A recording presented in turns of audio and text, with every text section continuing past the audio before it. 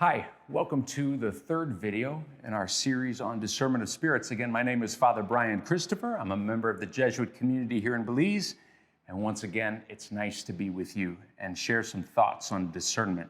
I hope it's making sense so far.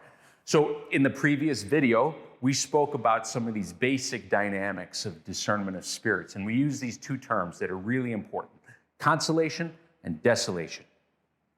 And consolation, to refresh your memory, is the experience of drawing closer to God. Desolation, on the other hand, is the experience of getting further away from God.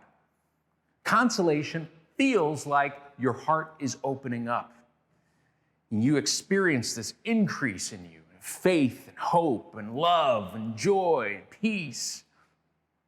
Desolation, on the other hand, often feels like your heart is closing, like your heart is becoming smaller and harder, and you experience things like anxiety and discouragement or despair. Now, how do you use these concepts of consolation and desolation concretely? Okay, let me give you a couple of examples. Let's say that you start thinking, you're in the shower, you're cleaning up, and you start thinking about an argument that you had with your brother that morning. And the more you think about it, the angrier you get at that guy. And you begin to you begin to think about all the things that he said to you. You start ruminating about it. You start rehearsing all of that. And then you begin to imagine how the next time you see him, you're really going to give him a piece of your mind. You're going to tell him about himself. Now, is this consolation or desolation? If you're reflecting on what you're feeling, the more you think about that argument with your brother, what happens to your heart? Is it opening or is it closing? I'd speculate that it's closing. You're getting yourself all worked up, and as you do so, you're making it harder and harder to reconcile with him.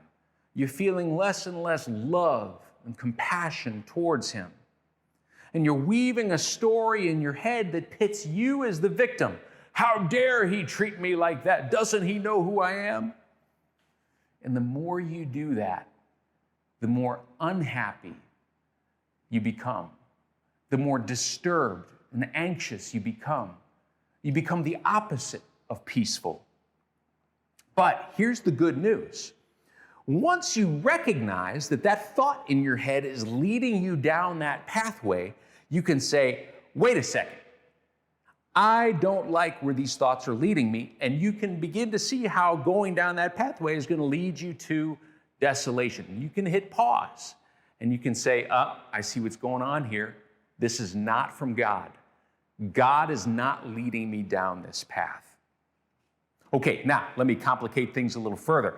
It might sound to some of you like what I'm saying is that consolation feels good and desolation feels bad. But it's way more complex than that. Sometimes consolation can feel horrible. And sometimes desolation, at least early on, can feel kind of good. And let me give you some examples. When my parents died, I felt horrible. I was crying, I was tired all the time, and I was a mess. And yet when I look back on those moments, I would say that those moments are consolations. Why? Why would I say that?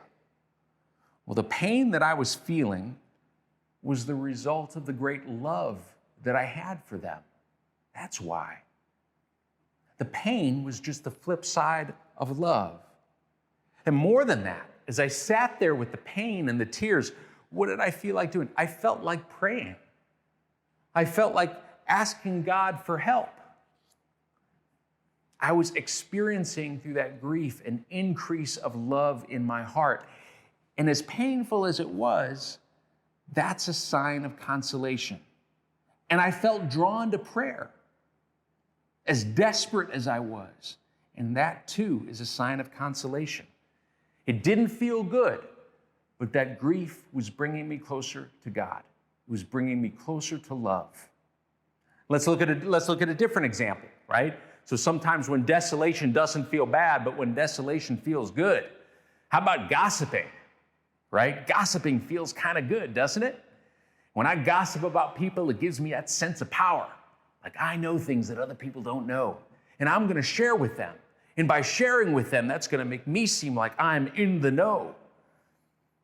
You know what? And when I share gossip with another person, very often it's because I want to build some kind of affiliation with that person. I want to get close to the person. So this is a way I'm going to share with you a little tidbit of data, and you're going to say, yeah. I'm going to say, boy, you know what Ian did the other day? Oh my gosh, what a mess. And you're going to say, oh, I know, that guy drives me crazy. And all of a sudden, you've got this bond with this other person. And your bond is based on your dislike of Ian or whoever. Gossiping feels good. But is it consolation? No, it's desolation. Why? Because even though it feels good, I'm not growing in love. Even though it feels good, my heart is starting to close. And here's the other thing that I've learned about gossip. While at first it might feel good, after you do it for a while, when you keep doing it, it starts to feel kind of dirty. My conscience starts to get to me. All of a sudden, I'm not proud of who I am. I don't like who I am when I gossip. So while it feels good at first, you keep walking down that road, you're going to find that it feels worse and worse and worse. Now, you might have noticed that I'm talking a lot about emotions in these videos. You might be wondering, what does all that have to do with prayer? When it comes to discernment, God speaks the language of emotion. And if you want to do discernment, you first have to learn to pay attention and to identify these different emotional movements inside of you. Remember that the word discernment means to sort through or to sort out. And that's what we're sorting out. And that's harder than it sounds, especially for men, right? In Western cultures, men aren't usually socialized to show emotion. If you say to a typical man in Western culture, how you doing? He's going to say, fine, good. He might say, oh, bad, if he's having a bad day. And you're like, well, maybe we could use more words than just those three, right? But that takes time and that takes learning, and it's hard. Again, when we're not raised to identify emotions, we tend to miss out on what's going on inside of us. And we do so at the detriment of our own spiritual lives. Discernment is about bringing our whole selves to prayer, and especially the parts of us that are hidden most of the time. But doing that takes time and practice, right? But it's worth the time and the practice. It's worth the effort. One of the great tasks of the spiritual life is to learn to increase our emotional awareness, to increase our emotional vocabulary, so that we can start to notice with much greater detail all the nuances and subtleties of our emotions. And when we do that, we're going to find that we will be able to recognize all those subtle and nuanced ways that God is working in us and through us. Thanks.